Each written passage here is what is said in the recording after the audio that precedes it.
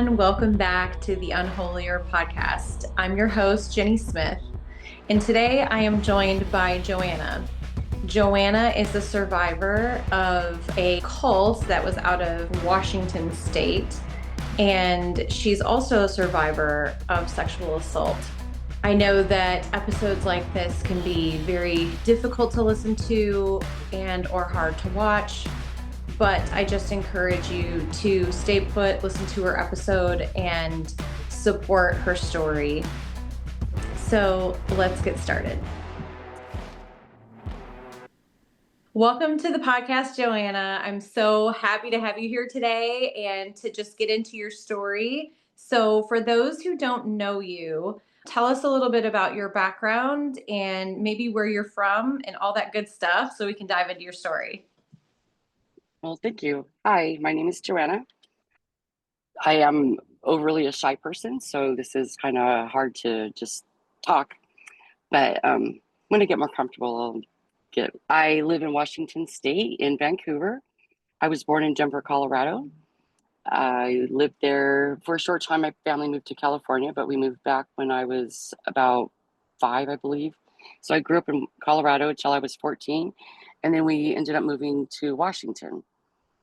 And that's kind of where Washington is where everything fell apart, but everything pretty much started in Colorado. Okay. And you were how old when you moved to Washington, did you say? I was 14. Okay, 14. Yeah. So when you say things started falling apart when you guys moved to Washington, what exactly do you mean by that? We moved up here because my parents were having marriage problems. At least, that's what I was told. And they had some friends that they were, a family that we had been close with, that we grew up with. They had moved up here and joined a church, which, was a cult. And they said it helped their marriage, and they encouraged my parents to come up here. So we did. Wow. So they moved all the way from Colorado to Washington just to go to this church. Yes. Okay. With very little notice. It was really hard because I was in, I just finished 8th grade. I was about to start 9th grade, still in junior high school, so I was supposed to be at the top of the school, and I was excited for that. And we had like a couple weeks notice, me and my sisters, that we packed up everything and left. We barely got to say goodbye to any of our friends. It was in the middle of summer, and then when I got here, I started in high school, and I was a freshman and at the bottom of the totem pole. Yeah. And wow, so it was I bet that was really huge hard shock. for you. Yeah. Yeah, it was a lot of changes and a lot of shocks all in one year. Oh my gosh. So what kind of church did they end up going to in Washington? The church that we were in Colorado was like a mega church. It was not as big as the mega churches are now, but for churches, it was really good size back then. What we ended up here was a smaller church, much smaller than what we were used to by any means. There was probably, I'd say, 50 to 75 people, families that were part of this church. So it really wasn't big. They met at a school, and it was, there was a lot of control within the pastors. They controlled everything. They,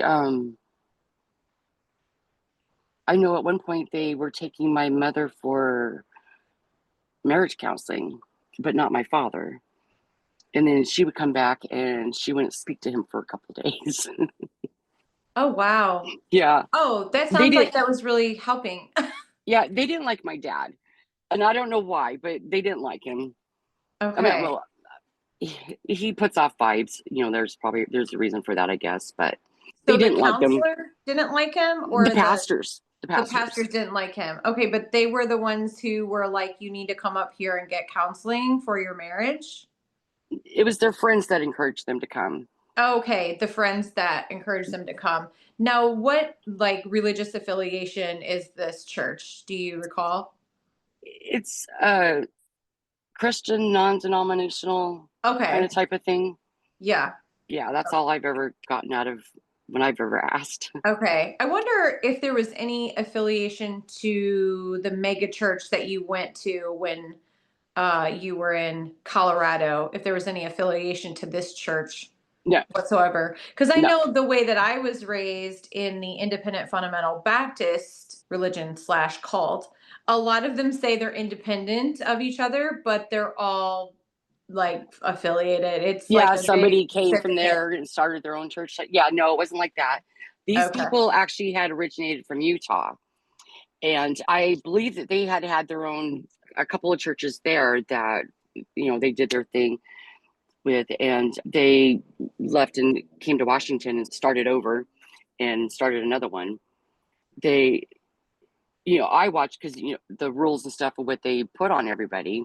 It's like legalism where I don't know if you guys had this as like girls in the church, but the way I was raised, we weren't allowed to wear pants. We weren't allowed to go to the movies. We weren't allowed to, essentially date. We had to, if we were to date, we had to be like courting, what they called courting, where it was like approved through both sets of parents on both sides. And it was sort of almost like a set up type of relationship between the two sets of I didn't parents. get to reach that point Okay. because I was So 14. So I didn't get to right. reach any dating points. I had observed on my own, going to the youth group and in the church, because we went to church a minimum of 3 to 4 times a week, Mhm. twice on Sunday, Wednesday night, youth group, and then Bible studies or whatever else, so there was always something. And Right. um,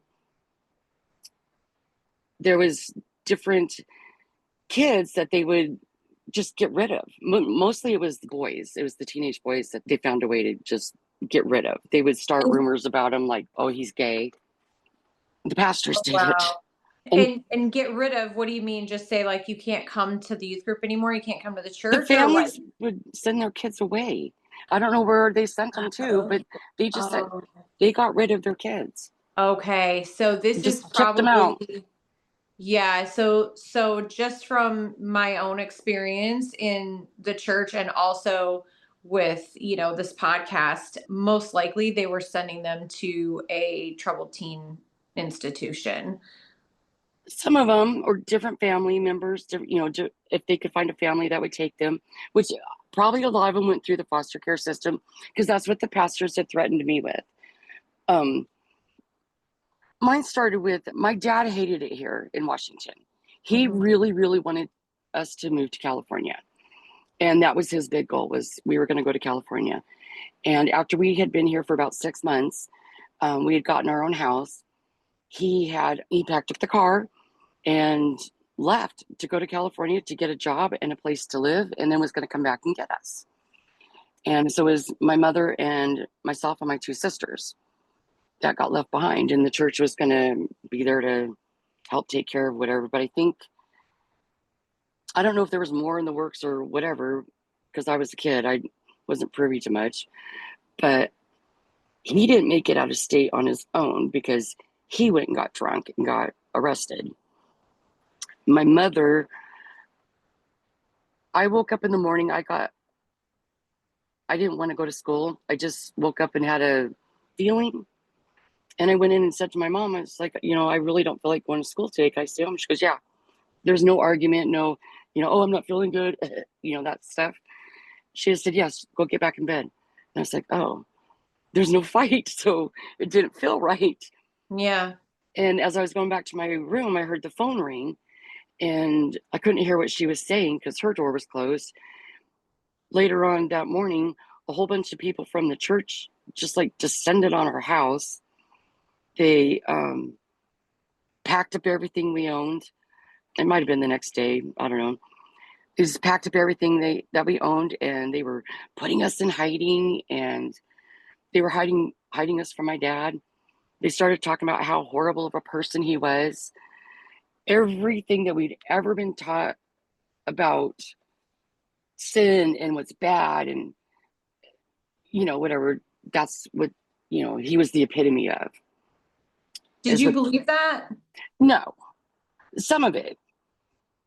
He was very abusive.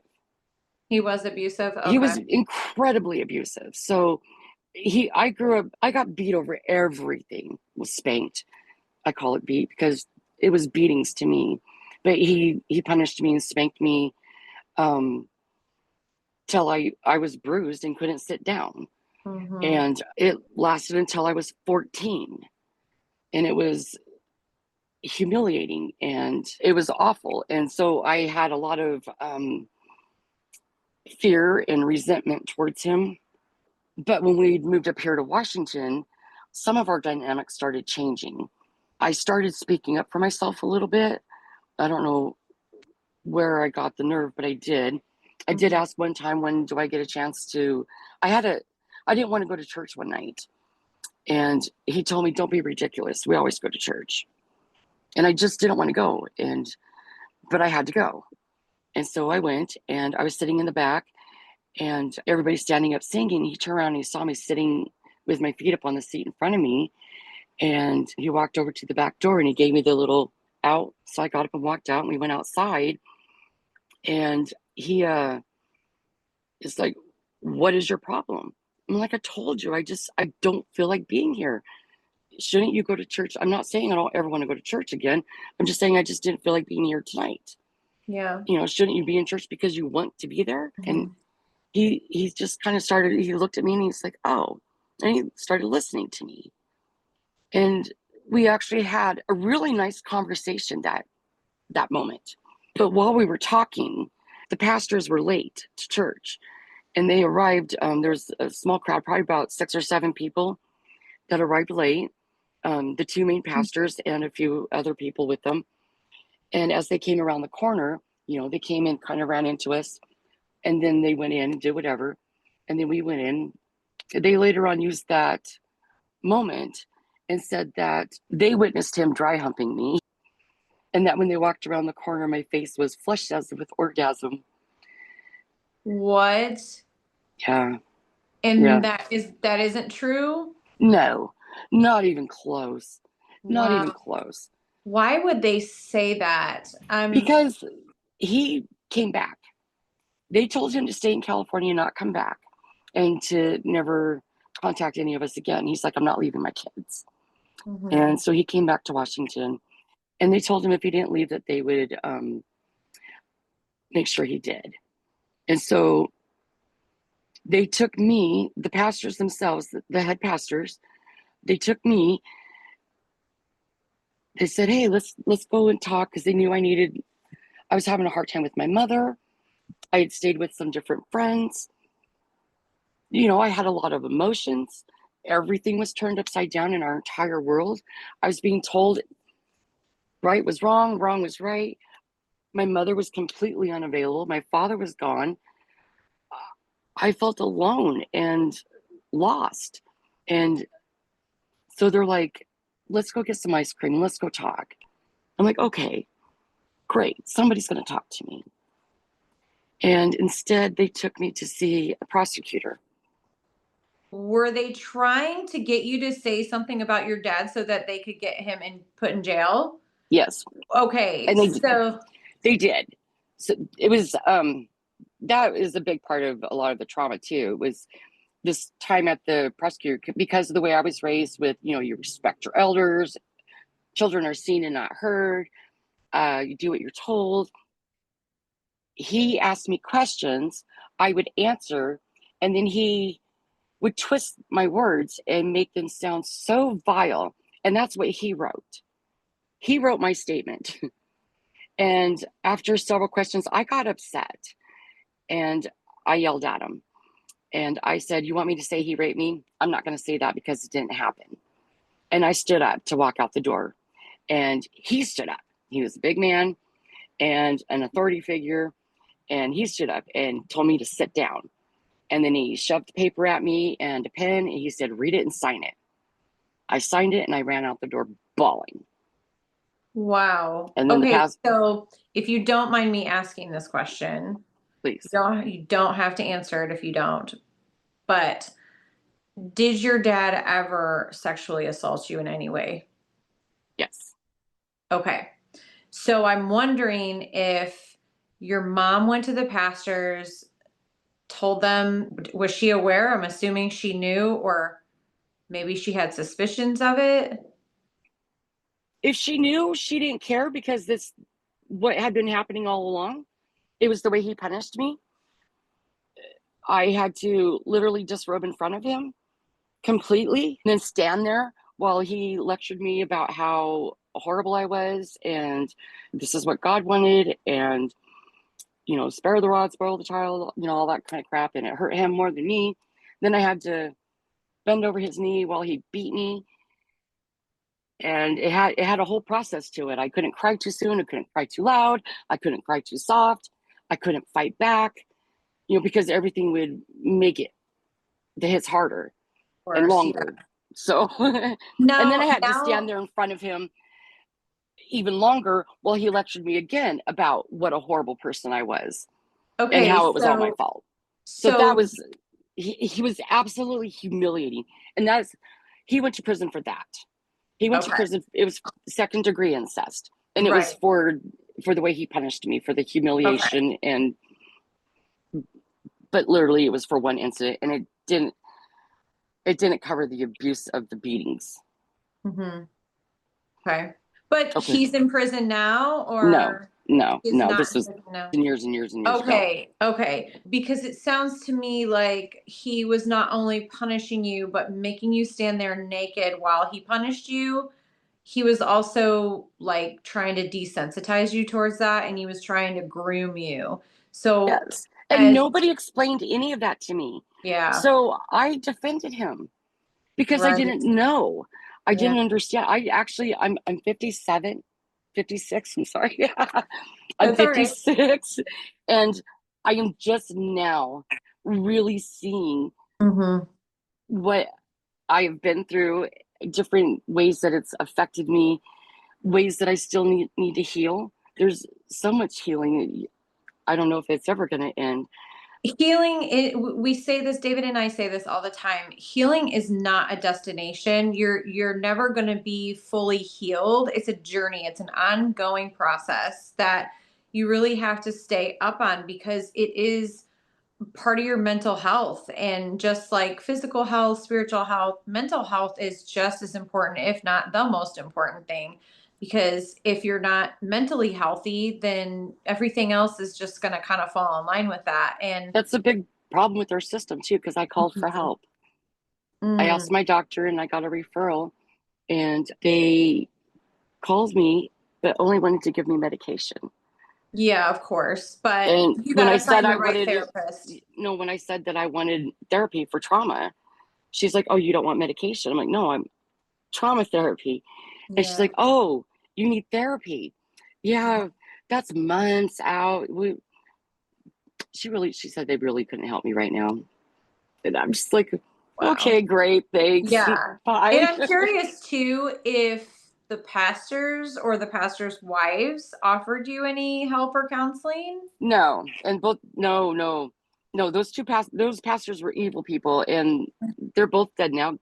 Sorry for my happy dance, but they weren't trying to do anything to help people. I was told that I was groomed or that he was grooming me.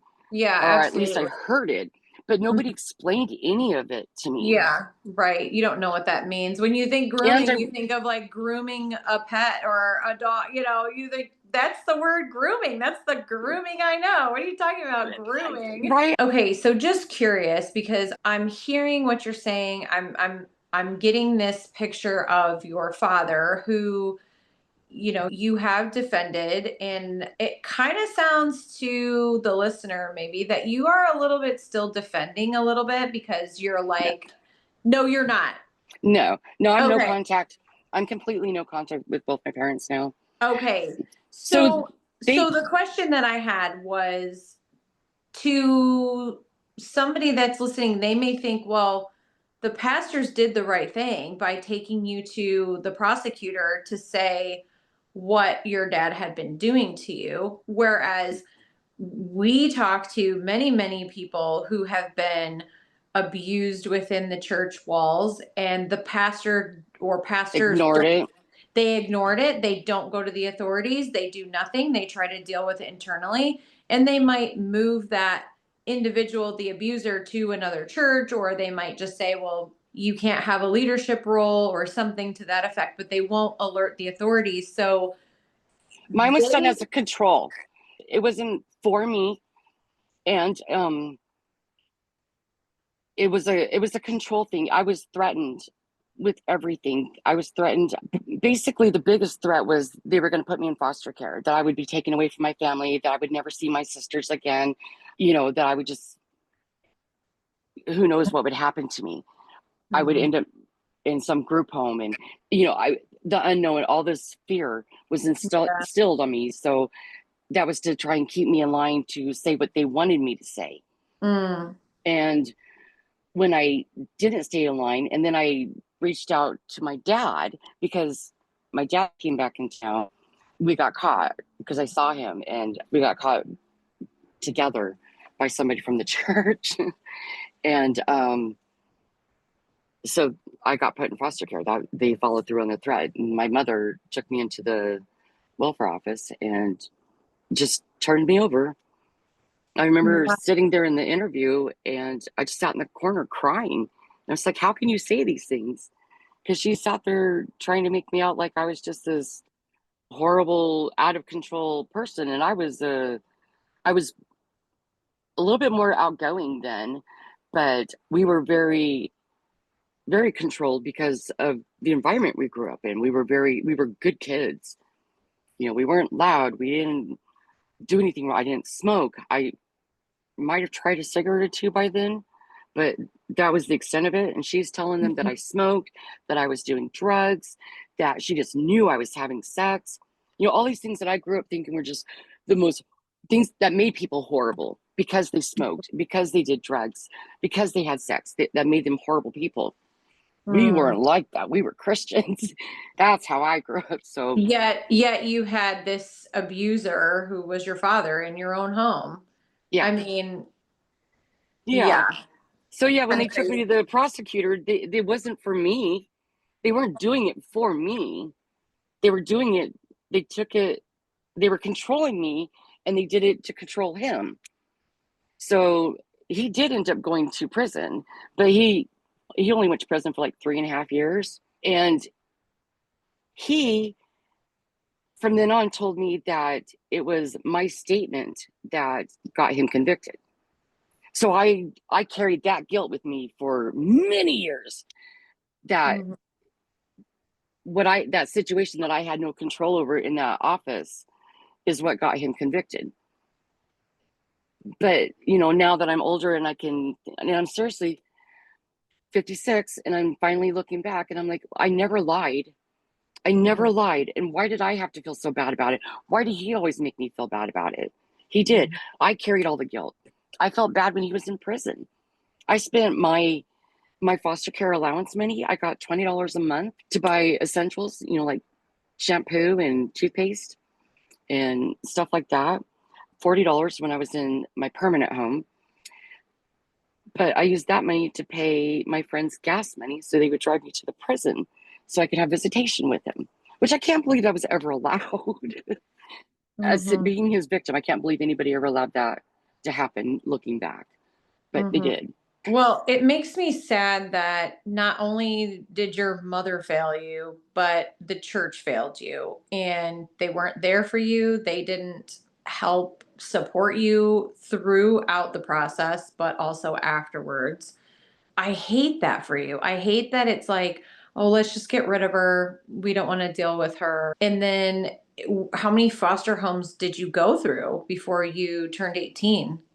Several. I Most of the homes were temporary, so you're only I was only there for like up to 3 months at a time. Then you'd have to go to a different one, and they all had different rules and stuff. And there were several in the area where I was living, but it was always different high schools. And so I was really, really behind in high school. I didn't have all my credits lined up, because when I would go to a new high school, they either didn't have the same classes, or the classes weren't in the same places. I also felt I grew up really sheltered, and so I felt really stupid, Mhm. because a lot of things that was common sense to people, I had no idea about, Mhm. Yeah. just I because can we were so sheltered.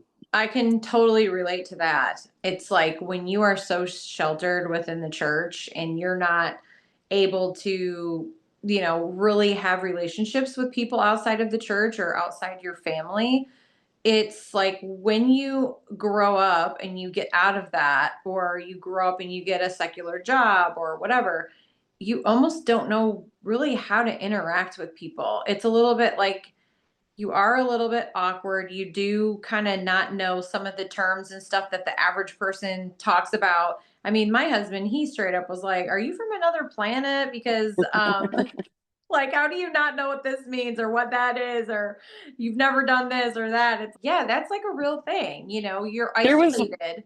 one thing I did want to remember to tell you was that when I had my daughter, my oldest daughter, I my kid's dad was incredibly abusive and was a very abusive relationship, which I went through because of the background I had of trying to maintain the family, and I tried to make him the head of household and all that stuff, which at least we never married. When my daughter was born, I remember talking to my best friend, and we were talking about, I don't remember how it came up, but I said something about the order of things. And I said, I know it's God, parents, kids. And she was so horrified. She's like, what? She goes, no, your kid comes first. And I'm like, no, they don't. Because that was the way I was raised. That's the way you're raised. Yeah. Yeah. My kids No. came first. Yeah. I raised my kids. They came first. Things kind of shifted a little when they were teenagers, but my kids came first growing up. Yeah. The teenage thing, that's a normal thing. You're right. That was difficult years for all of us. Yes. Yes. So are you still in contact with your biological mother or your No, sisters? no. I've Okay. actually, I have one sister who turned out to be a surprise sister. She, a big surprise. that we grew up. I remember we've asked our dad if there was ever a possibility of anybody else, and he said no, absolutely not. And then probably about 10 years ago, 8 or 10 years ago, she contacted us. No, Wow. big surprise. I was just having a Monday. Oh, guess what? You got a sister. Okay, so I wonder if he had an affair on your mom when they were going through all this stuff, and then Her and I are like literally 9 months apart. My parents had broken up because they when she was pregnant with me, they had talked about getting married. They were young. They were like 16, 17 years old. And this I was born in 69. They were supposed to get married, but they're all supposed to be starting like or be juniors in high school or seniors or whatever. And so it was a lot. My dad freaked out and he said he didn't want to get married. And my mom broke up with him. And then when she had me, meanwhile, he dated my sister's mom and she got pregnant. But then after wow. So she, was she from the high school too, or was she from somewhere else? I'm not sure. I think she was from the neighborhood. I don't know if they went to the same high school. I don't know all of that. I'm not even sure if my mom actually knows who she was but I know that my sister's mom didn't know. She didn't know about me or my mother. She had no Mm. idea. And my mother was pregnant with me. So she had no clue that otherwise she wouldn't have dated my dad. And then she got pregnant and my dad just dumped her and went back to my mother. Him and my mother got married. They got married in August. I was born in May. They got married in August. And sometime shortly after that, I'm not exactly sure when, they moved to California. And we lived in California for a few years and they had my sisters. And then we moved back to Washington. And by then, my other sister had her mom and whatever, they had moved away. And she was never mentioned or thought of again. So he knew about her and just like lied to y'all about Even my having her. grandmother went and saw her after she was born. Yeah. Oh, so your grandmother also knew. Wow. Okay. So you don't really have any contact with any of your family members other than this particular sibling. Yes. Yes. Her and I are very close. we finally got to meet in person. She lives in another state, and so she traveled up here, and we got to meet in person and spend time together, and that was absolutely wonderful. We That's are very similar. It's crazy, not growing up not knowing each other or anything. We have a lot of similarities and mannerisms. My husband's like, you can tell your sisters. wow, that's so cool. So she didn't really have any like experience with your dad. Like she didn't No, experience him as a father. He no, wasn't in her life. That no. was probably a good thing, Yeah, honestly, for her. it probably was. It Yeah. really was. Are your sisters and your mom still in church, or did they stay at the church, or did they leave? Are they still involved in any kind of religion? Do you know? My mother is still with that church. Wow, really? Yes, that church has split a couple times and changed their name at least once, maybe twice since we had moved up here. But I know that they've had big splits at least twice. But Mm. yeah, she's still with that church. And my youngest sibling, daughter that she had after she remarried, they all go to that church. My other two sisters, one of them I know doesn't go to church. The other one, I don't know if she goes or not. Mm-hmm. She's closer with my mother, so I think she goes once in a while, but I really don't know. Yeah. And do you know if your dad ever essayed any of your other sisters? I don't know. I know that he punished them the way that he did me, so that would have to be a yes. But it's not a but. That's not right. It's not fair. I mean, I got I got the brunt of it. I was the oldest, and I took the blame, and I was protective. And they But both have grown he, up and thanked me as adults. They've thanked me for being protective because they knew that oh, I was. well, that's good. So he was disciplining them similarly as he was to you. Yeah, but not like me. No, I got disciplined for everything. My grades, I had to Mhm. get like weekly report cards every Friday, and that literally determined how my weekend was going to go, whether or not I was going to get beat Friday night, and then have to write sentences or times tables, and spend the weekend in my room. Like I have to write the times table 100 times, kind of thing, stuff like that, or sentences Mhm. on top of it. So plus the spankings. Mhm. I was also in band. Which was his design. He later told me that, but I played flute. I was in the school band and the church band, or the church orchestra. And then when I was older, I was also in a private band in Denver, the Denver Youth Musicians. And that was an incredible opportunity, and I loved it. And I was good. You had to audition and you had to work hard to be in that. We marched in a lot of parades and we did concerts, and I got to travel to South Dakota. Had a lot of great opportunities, but I almost didn't get to go to South Dakota because I had a fear of punishment hanging over me. I Mm. was terrified of everything in South Dakota because I was worried that everybody was watching over me and was going to report to him, if I did anything wrong. I Mhm. had seasonal allergies that I didn't because they didn't take us to the doctor really, occasionally, but my eyes would swell up and I had water running down my face, tears, and my parents, they're like, you're fine, or I needed to pray, or whatever. And so I learned to ignore it. And Wow. we were on this trip, and one mother's just like, she's like, oh honey, she tried giving me an allergy pill, and I was like, oh no, I can't take drugs. Oh my And God.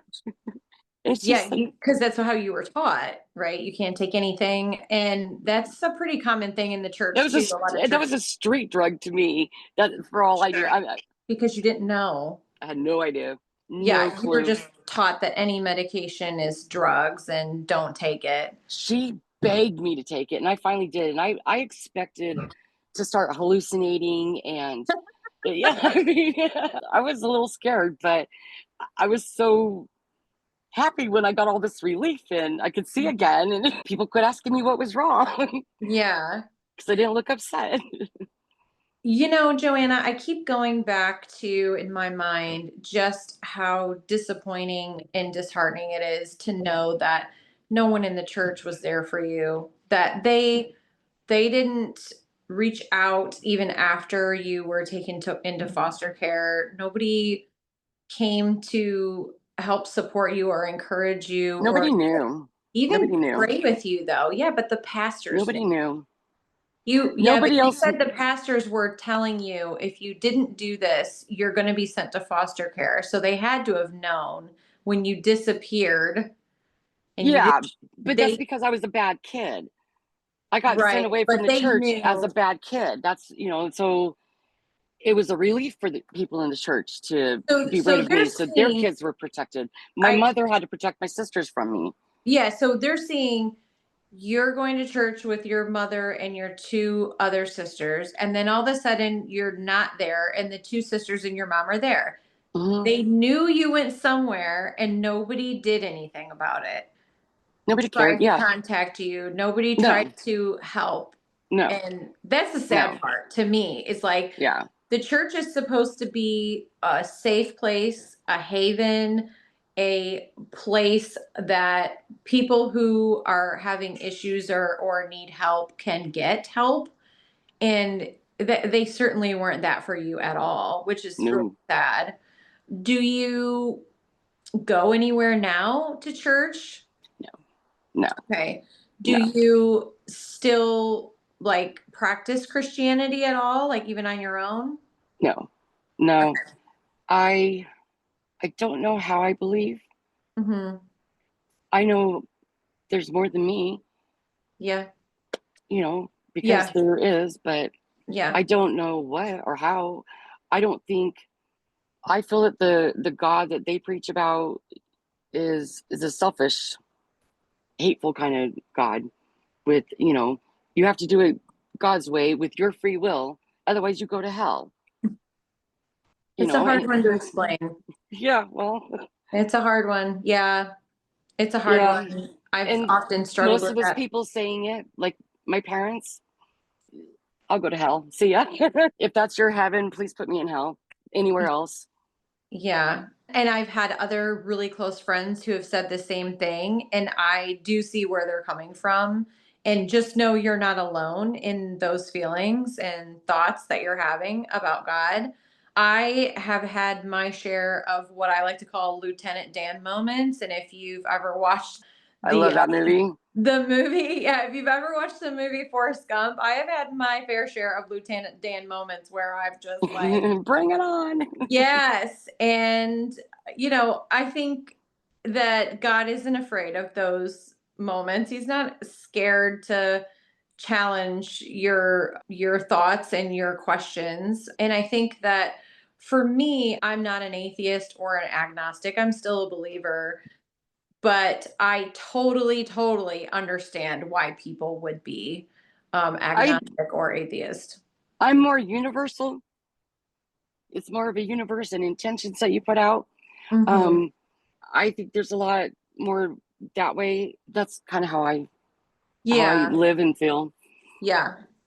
So, just to kind of like wrap the episode up, do you, if you were able to sit in front of your family right now and say whatever it is that you want to say to them, what would it be?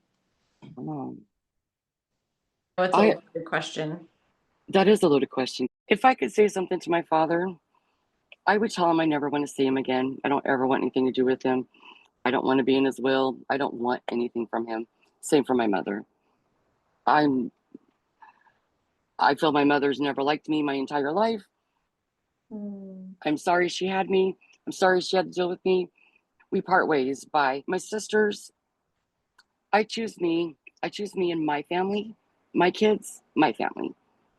So I don't wish you any ill well. I choose me. My other sister that I have, I adore her, and her support means everything. I'm so grateful that I have her and the relationship that I have with her. Mm-hmm. So that's all I have. Yeah. Well, Joanna, I think it's been very brave of you to come on here today and share your story and talk about all the things that are uncomfortable to talk about. And you mentioned to me that this is the first time that you've ever talked about this publicly. And Hmm. I give you kudos for that because it does take a lot to do that. And I want you to know that you're not alone. There are other survivors out there that are very supportive and encouraging of each other. And you can reach out anytime you need to if you need encouragement or support in any way. And I just really appreciate you coming on today and sharing your story. Thank you so much. I appreciate it. Thank you, everyone, for listening to today's episode. After recording the episode, I got an update from Joanna, and I'd like to read it to you. I wrote a letter to my father telling him my thoughts and feelings. I politely asked to be removed from his will, as I refused to be a participant in his life, and so on. It turned out to be a solid 3 pages, with the fourth page just the leave me alone and a sign off. I was quite detailed in some of the trauma I experienced at his hands. Then I mailed it. It goes out today. It was very emotional to write, but very cathartic. I've never said any of those words to him, but have been haunted by them ever since I was a little girl. Today, I am feeling great. I feel like I faced a great fear, and I am safe, happy, loved. I just wanted to share that with you. Thank you so much for our chat.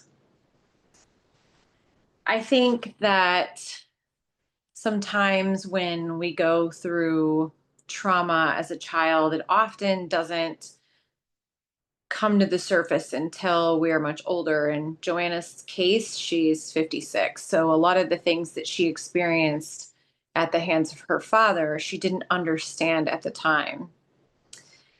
And trauma is a very interesting thing because it takes a lot to heal from. And as mentioned in the episode, healing is not a destination that you arrive at. You may be able to get through certain times of your life easier than other times because you've worked through certain parts of the trauma and processed in a different way, maybe because of your age, your maturity level, etc.